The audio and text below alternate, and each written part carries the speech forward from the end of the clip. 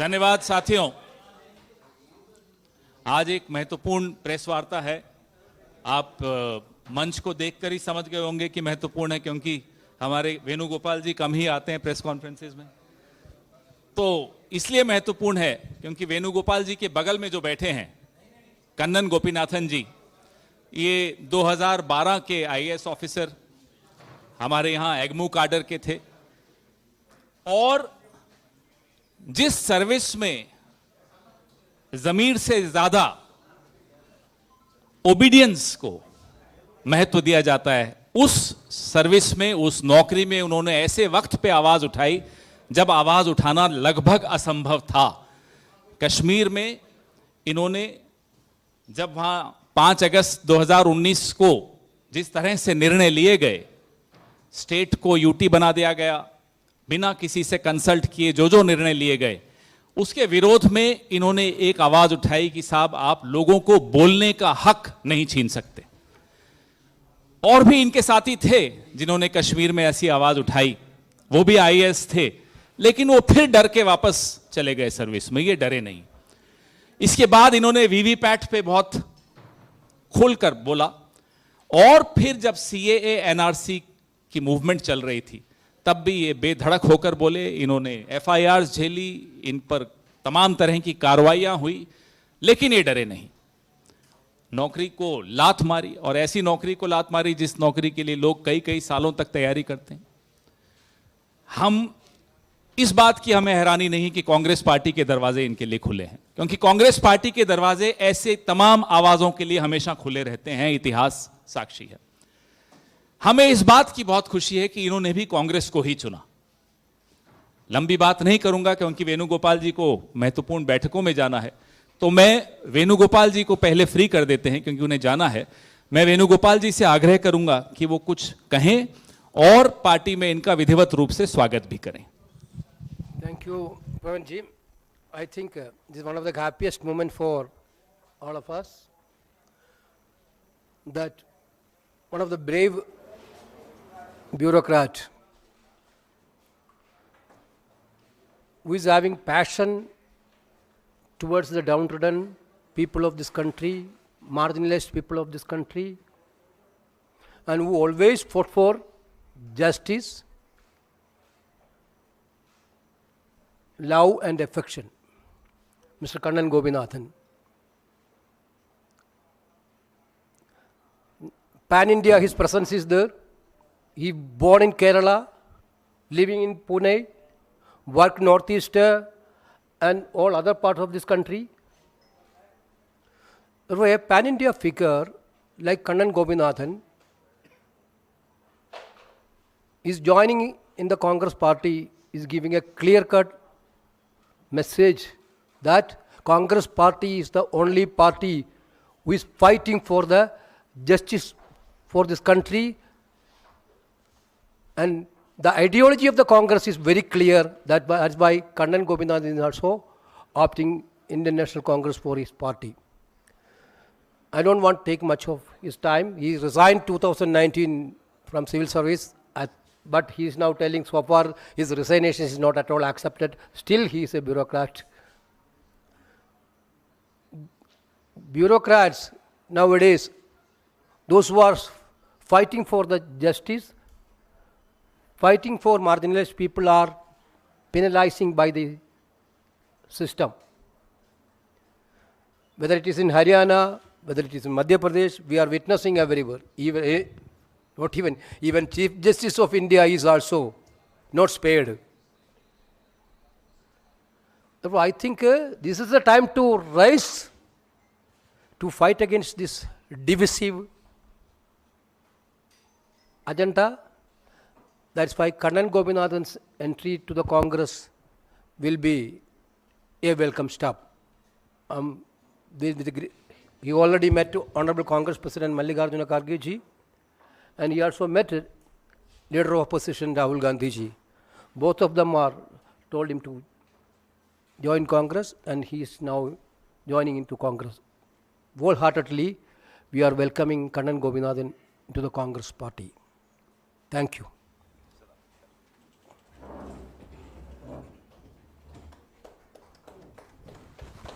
Come.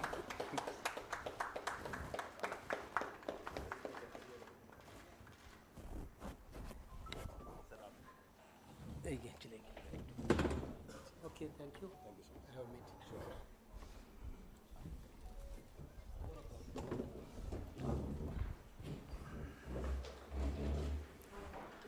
अब विधिवत Kannan Gopinathan ji Congress party में आज शामिल हुए हैं। मैं उनको भी बधाई देता हूं और मैं हम सबको भी बधाई देता हूं कि एक बहुत ऐसा शख्स कांग्रेस में आया है जो दिल से काम करता है। मैं अब कन्नन गोपीनाथन जी से आग्रह करूंगा कि वो अपने विचार आपके सामने रखें।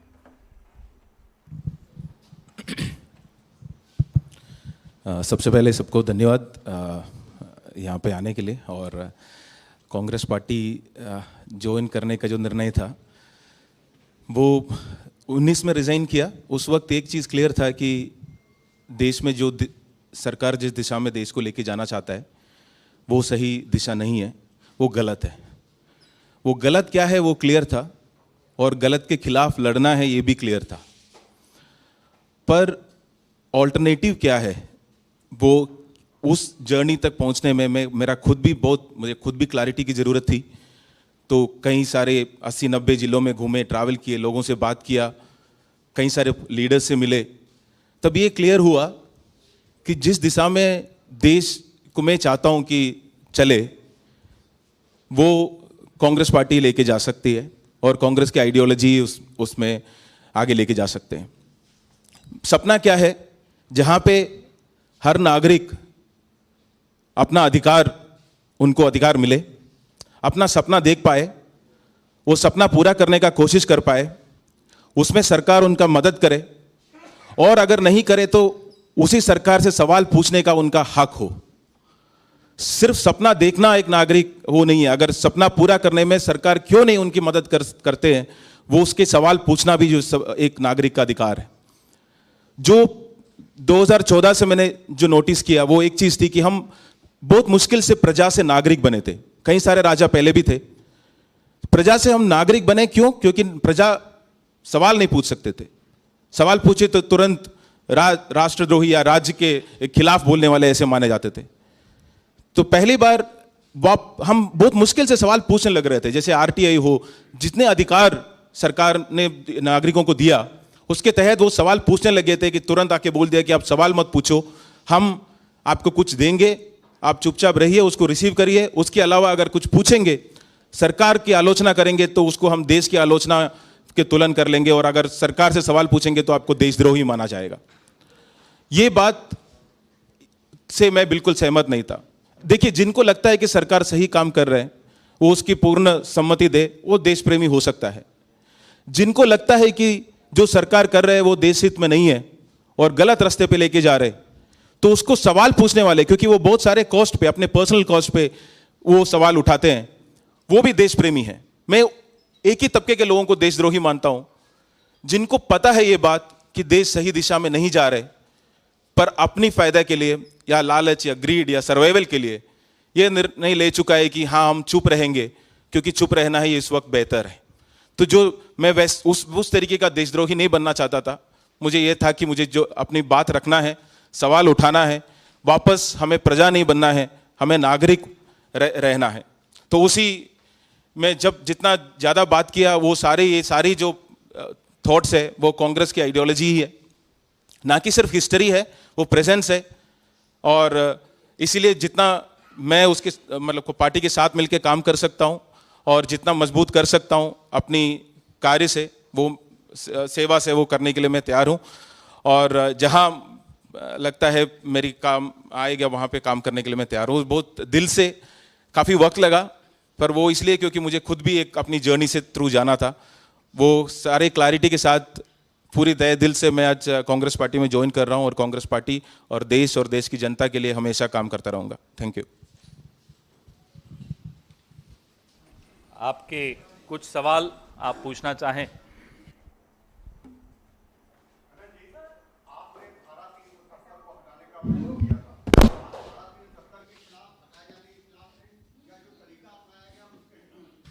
नहीं, मैं उस वक्त भी इस बात को क्लियर रखा था कि 370 हटाना है नहीं हटाना है वो एक सरकार का निर्णय हो सकता है, पर उसके बाद अगर एक पूरा प्रदेश को आप ये निर्णय करते हैं कि हम उसको बंद कर देंगे, जिस तरीके से वहां के सारे लीडर्स को, एमपी को, मान लीजिए ये बात दिल्ली में होता है कि जितनी जर्नलिस्ट है, जितनी एमपी है, जितनी एक सीएम है, उन सबको जेल डाल दिया जाए, यहाँ की ट्रांसपोर्टेशन बंद किया जाए, यहाँ की टेलीफोन बंद किया जाए, यहाँ की इंटरनेट बंद किया जाए, तो क्या वो सही है?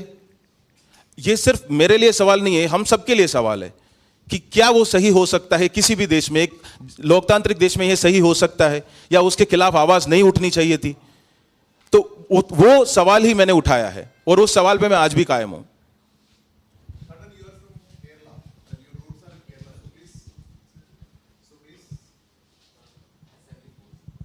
So please tell something in Malayalam for your audience in Malayalam.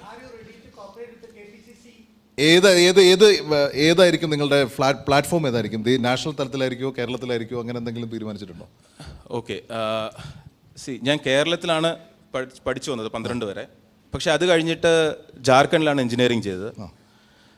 Jharkhand BIT മെസ്ര അവിടുന്ന് എഞ്ചിനീയറിംഗ് ചെയ്തു. പിന്നെ അത് കഴിഞ്ഞ് വർക്ക് ചെയ്തത് നോയിഡയിലാണ്. നോയിഡയിൽ വർക്ക് ചെയ്ത് കഴിഞ്ഞ് കല്യാണം കഴിച്ചിരിക്കുന്നത് ഹരിയാനയിൽ നിന്നാണ്. മത്ലബ് ഹരിയാന. അത് കഴിഞ്ഞ് ജോലി ചെയ്തത് മിസോറമിലാണ്, ഡൽഹിയിലും മിസോറമിലുമാണ്, നോർത്ത് ഈസ്റ്റിലും. പിന്നെ അത് കഴിഞ്ഞ് വർക്ക് ചെയ്തത് സിൽവാസ, ഗുജറാത്ത് ആ ഏരിയയിലാണ്. അവിടെ നിന്നാണ് രാജിവെച്ചിരിക്കുന്നത്. ഇപ്പോൾ താമസിക്കുന്നത് മഹാരാഷ്ട്രയിലാണ്. എന്തുകൊണ്ടാണ് കോൺഗ്രസ് സെലക്ട് ചെയ്തത്? എന്തുകൊണ്ടാണ് കോൺഗ്രസ് സെലക്ട് ചെയ്തത്? വളരെ ഇത് പൗരന്മാരുടെ പാർട്ടി ആയതുകൊണ്ടാണ്. അതായത് പ്രജയിൽ നിന്നും പൗരനിലേക്ക് എന്നുള്ളൊരു യാത്ര ഇന്ത്യയെ ആരംഭിച്ചത് സ്വാതന്ത്ര്യത്തിന് ശേഷം, ആ സ്വാതന്ത്ര്യ സമരത്തിന് അനുബന്ധിച്ചിട്ടാണ്. അത് കഴിഞ്ഞിട്ട് ആ പ്രജയിൽ നിന്നും പൗരനിലേക്ക് എന്നുള്ളതിൽ മാറി വീണ്ടും സർക്കാർ തരുന്നത് മേടിച്ച് ശബ്ദമില്ലാതെ ആൾക്കാരാവുക എന്ന് മാറാതെ തിരിച്ച് വീണ്ടും പ്രജകളാക്കി മാറുന്ന ഒരു യാത്രയിലോട്ട് നമ്മൾ തുടങ്ങിയിട്ടുണ്ട്. ആ തിരിച്ചുള്ള യാത്ര എത്രയും പെട്ടെന്ന് നമ്മൾ നിർത്തുകയും തിരിച്ച് പൗരന്മാരാകാനുള്ള യാത്രയിലെ ഏറ്റവും ഉചിതമായ പാർട്ടി കോൺഗ്രസ് പാർട്ടിയാണെന്നുള്ള ഉച്ചബോധ്യമുള്ളതുകൊണ്ടാണ് കോൺഗ്രസ് പാർട്ടിയിൽ ജോയിൻ ചെയ്യുന്നത്. ഈ പ്രവർത്തന മേഖല കേരളമായിരിക്കുമോ അതോ ദേശീയ തലത്തിൽ മൊത്തത്തിലായിരിക്കുമോ? ഇല്ല, അത് പാർട്ടി തീരുമാനിക്കുന്നതനുസരിച്ചിരിക്കും. പ്രത്യേകിച്ച് നിയമസഭാ തെരഞ്ഞെടുപ്പ് കേരളത്തിൽ വരാൻ പോകുന്ന സമയമാണ്. അതെ, പക്ഷേ പാർട്ടി തീരുമാനിച്ചനുസരിച്ചിരിക്കും. കാര്യം ഞാൻ ഇന്ന് ജോയിൻ ചെയ്തേ ഉള്ളൂ. അതുകൊണ്ട് എന്താണ് റോൾ, എനിക്കുള്ള റോൾ എന്നുള്ള കാര്യം എനിക്ക് ക്ലാരിറ്റി ഇല്ല. ഐ ജസ്റ്റ് टेल कि जैसे मैं केरला से हूँ पर पढ़ाई किया झारखंड में और नोएडा में काम किया. उसके बाद वहाँ पे कहीं NGO में, जुग्गी में, एक मोटरोला सेमीकंडक्टर कंपनी में काम किया. शादी किया हरियाणा से और उसके बाद मिज़ोरम में काम किया 3 साल, मिज़ो सीखे. उसके बाद सिलवासा में रहा और अभी पुणे में रहता हूँ, महाराष्ट्र में. तो सवाल ये था कि आपका कार्यस्थल क्या होगा, तो वो थोड़ा मुश्किल है मेरे लिए बताना. मैं जहाँ जहाँ रहा हूँ सबको अपना ही मानता हूँ और जितना मेरे से हो सकता है और जहाँ के पार्टी का डायरेक्शन है उस हिसाब से काम करने के लिए रेडी हूँ.